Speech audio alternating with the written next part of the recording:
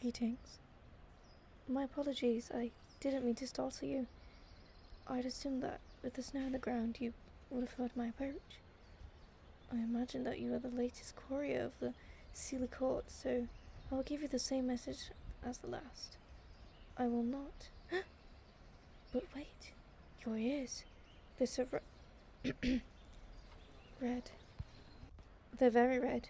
Here, take my hat, given freely. I've wove it myself. It should keep you warm. No, please, it's the least I can do. Well, if you insist. The rules demand I accept a trade if earnestly offered. I must admit, the scarf is quite pleasing. I hope I may wear it as well as you. You're surprised to see someone else here? Well, I suppose that makes sense. I haven't seen any people around these parts for a long time. Alone? No, never. The trees and birds are lovely friends, if you know how to talk to them. We can serve plenty. All sorts of topics, of course. The coming and going of the seasons, new younglings and old friends passing. Evidently, they failed to warn me of such a fetching guest in our woods. Well, aren't you full of questions? If you must know, I'm here because the forest is my home. You'd be amazed at how much the forest provides, if you know where to look. Of course, that begs another question. What could possibly bring a person like you all the way out here, where no one has come this way in years? You were trying to forage? I suppose that makes us kindred spirits, of a sort. But by the stones and stars above, what could possibly lead you so far into the woods? We must be nearly 50 miles from the nearest settlement. Famine? Some strange fungus rotting grain stores and fields across the province? That's terrible! So you've come all this way, walking and scavenging whatever food you can find? Well, I'm certainly impressed you've made it this far, but forgive me for saying this, but you look exhausted and worryingly emaciated. Follow me. You may take food and rest in my cottage. It is the least of my duties to a guest in my lands. You wish to know my name? That's very forward of you, traveller. Verging on the impertinent, even. Indeed, how strange that you can exchange names upon meeting new people.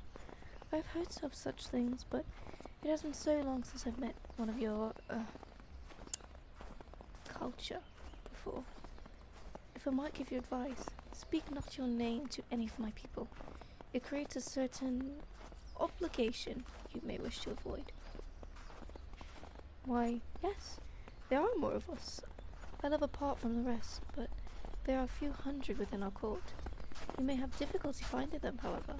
They are far from here, and even more elusive than myself. Very good. I am glad you understand, traveller. You may refer to me as the Moonlit Lady, if you please.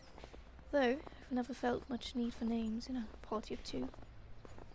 You are correct, that is not my name, but it is rather fitting, wouldn't you agree? Dressed in white, head to toe, my hair white as snow. Why, thank you. Flattery will only get you so far, but it is appreciated nonetheless. In the name of truth, I must admit that I am considered rather plain among my people. Traveller, you overstep. I fear the exhaustion has outlawed you. I'm certainly not the fairest woman of these lands. I fear what others of my people may say if they heard such. Regardless, you far outshine myself, I promise. Regardless, we shall have to suspend our argument for later. This here's my cottage. We're in luck. Based on the smoke curling from the chimney, the fire has not yet gone out. Indeed, it can be hard to see until you are nearly upon it. With its aged oak walls and snow-capped roof, it seems to nearly grow from the forest itself. But please, you've been out in the cold long enough. Do come inside.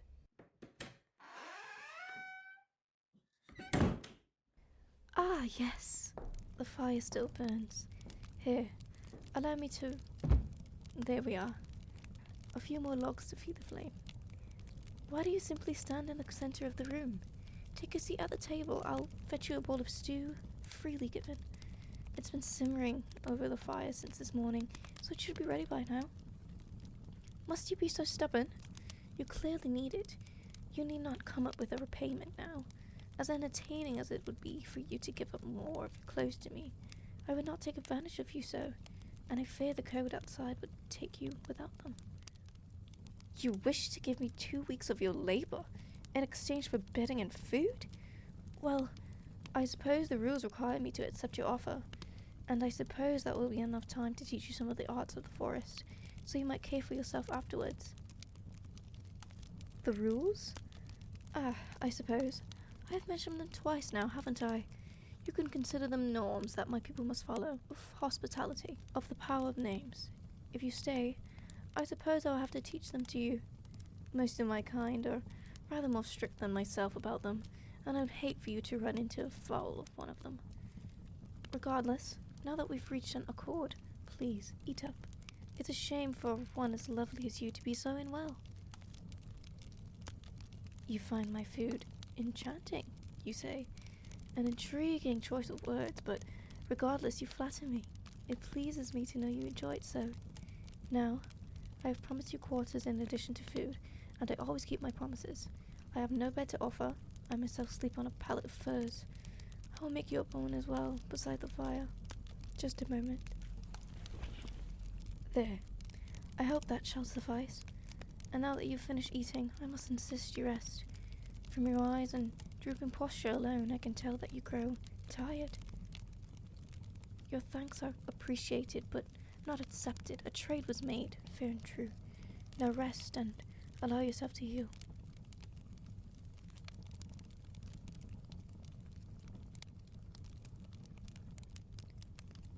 Asleep already? You truly needed it. I am glad that you've come to me. These woods grew so lonely, even with the animals to speak with, and it has been ever so long since I've had a human in my home. I just wish I could tell you the truth of what I am without driving you away. Sleep well, dearest.